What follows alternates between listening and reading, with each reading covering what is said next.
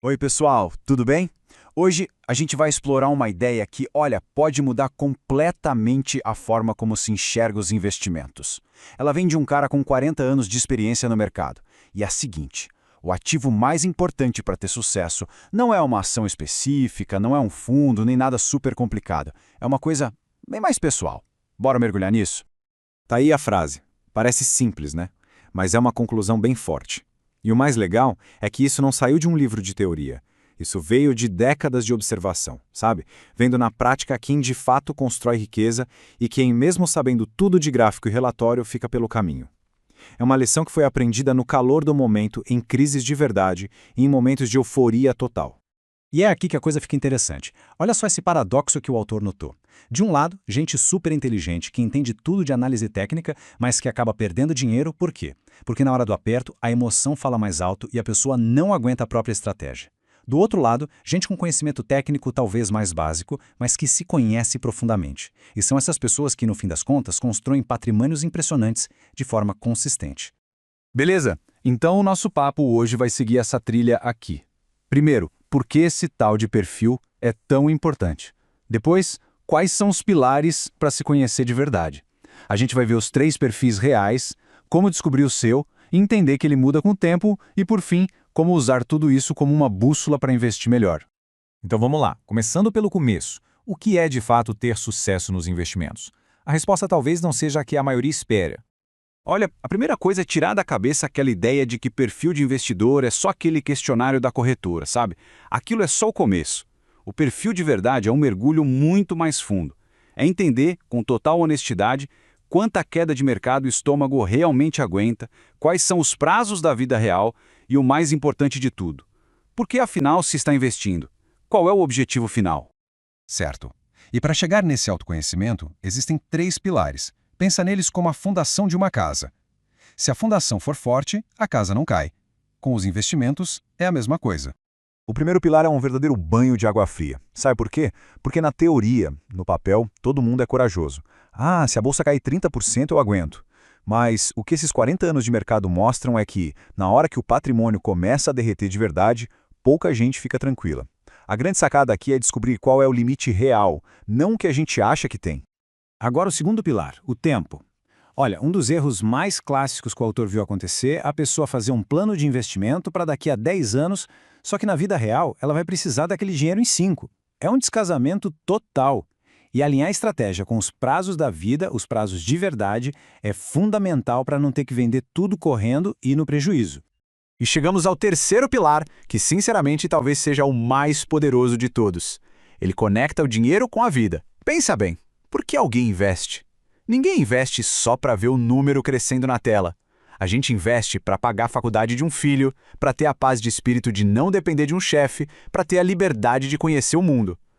Quando esse porquê está super claro na cabeça, decidir o como investir fica muito, mas muito mais fácil e lógico.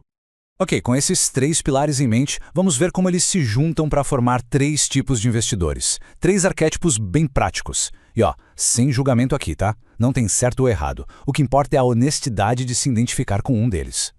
Vamos começar com o protetor, ou o perfil conservador. Mas tira da cabeça aquela ideia de que conservador é medroso. Nada disso. O autor diz que esse perfil é, na verdade, pragmático. É a pessoa que valoriza, acima de tudo, dormir bem à noite. Ela entendeu que, muitas vezes, a melhor forma de ganhar é simplesmente não perder. E a carteira dela, claro, reflete exatamente isso.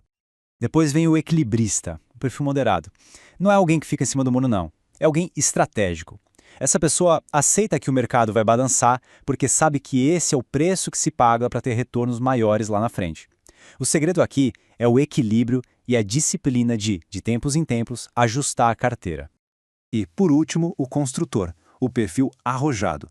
E aqui, atenção, ser arrojado não tem nada a ver com ser um apostador. Pelo contrário, significa tomar riscos calculados, sabendo que se tem muito tempo pela frente, e principalmente tendo o estômago forte para aguentar anos ruins, porque eles vão acontecer. É um perfil para quem já entendeu como o jogo funciona de verdade. Beleza. Mas aí vem a pergunta de $1 milhão. Como descobrir de verdade em qual desses perfis a gente se encaixa? Bom, o autor dá um kit de ferramentas bem prático com 3 passos para ajudar nessa autoanálise. E o mais genial aqui é como essas ferramentas são simples, mas ao mesmo tempo profundas. Primeiro, o teste do sono. Pensa aí, quanto dinheiro se pode perder até começar a rolar na cama sem conseguir dormir? Isso é um termômetro emocional incrível. Depois, analisar os objetivos reais, para conectar o risco com a necessidade. E por fim, o exercício do pior cenário. Se a carteira caísse 30% hoje, qual seria a reação de verdade? É um exercício de honestidade brutal. Um ponto super importante. O perfil de investidor não é algo escrito em pedra, não é uma tatuagem. Ele precisa evoluir, porque a nossa vida evolui. E esse slide aqui mostra isso perfeitamente, contando a história do próprio autor. Quando ele era jovem, entre 25 e 35 anos, era arrojado. Tinha tempo de sobra para recuperar qualquer perda. Depois, dos 35 aos 50, virou moderado, buscando mais equilíbrio na construção do patrimônio. E hoje, com mais de 50, o foco é mais em preservar o que construiu. É a prova viva de que a estratégia tem que acompanhar a vida.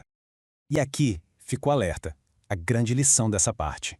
O maior erro que se pode cometer é definir um perfil e seguir com ele por décadas, como se nada tivesse mudado. Casou, teve filhos, mudou de carreira, tudo isso impacta. O perfil tem que ser um documento vivo, que é revisitado sempre que um evento importante acontece na vida.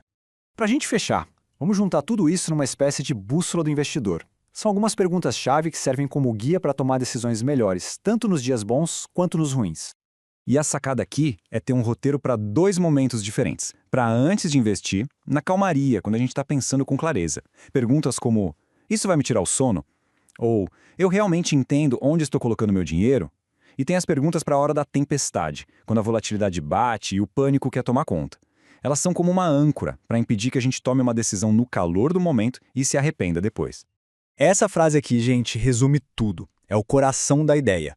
Não adianta saber todas as teorias, ler todos os relatórios se a base não existe. E a base é o autoconhecimento. Investir sem se conhecer de verdade é como construir um castelo na areia. Na primeira onda um pouco mais forte, já era. E só para reforçar de onde vem tudo isso, 40 anos de mercado. São 4 décadas vendo de perto o que funciona e principalmente o que não funciona no mundo real. Isso aqui não é achismo, é pura experiência prática. E a gente termina com essa pergunta que fica no ar. E agora? Quem é o investidor que existe aí dentro? É um convite para pensar. Porque no fim das contas, parar para encontrar essa resposta pode ser, de longe, o investimento mais lucrativo que alguém pode fazer.